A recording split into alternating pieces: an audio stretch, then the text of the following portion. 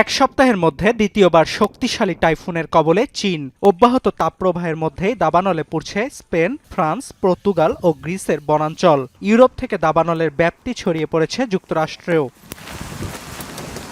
আবহাওয়ার প্যাটার্নে ক্রমাগত পরিবর্তনের ফলে ফের ঘুরে ফিরে বিশেষজ্ঞদের কাঠগড়ায় জলবায়ু পরিবর্তন। দশকের পর দশক ধরে যে জলবায়ুর পরিবর্তন নিয়ে শঙ্কা জানিয়ে আসছিলেন আবহাওয়াবিদরা, প্রকৃতিতে আজ তা স্পষ্ট।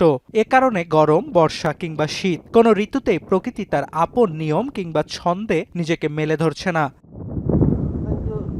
বিশেষজ্ঞরা বলছেন, শুধু এল নিনো বা লা নিনার মতো প্রাকৃতিক কারণ নয়, আবহাওয়ার প্যাটার্নে অস্বাভাবিক পরিবর্তনের জন্য দায়ী মনুষ্য সৃষ্ট জলবায়ু পরিবর্তন।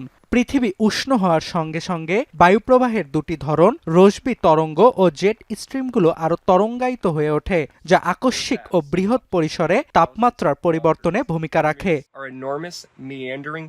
জেট স্ট্রিম হলো বায়ুমণ্ডলের উপরিভাগে পশ্চিম থেকে পূর্ব দিকে অত্যন্ত তীব্র গতিতে প্রবাহিত বায়ুর সরু স্রোত। অন্যদিকে রশ্মি তরঙ্গ হলো জেট স্ট্রিমের সেই আঁকাবাঁকা ও সর্পিল গতিপথ। এই তরঙ্গগুলো বিষুব রেখা অঞ্চলের উষ্ণ বাতাসকে মেরুর দিকে এবং মেরুর ঠান্ডা বাতাসকে বিষুব রেখার দিকে প্রবাহিত করে তাপমাত্রার ভারসাম্য বজায় রাখে। তবে মানবসৃষ্ট কারণে রশ্মি তরঙ্গ কখনো কখনো এক জায়গায় স্থির হয়ে পড়ে, ফলে দীর্ঘ সময় ধরে খরা, হিটওয়েভ বা বন্যার মতো প্রাকৃতিক দুর্যোগের সৃষ্টি হয়।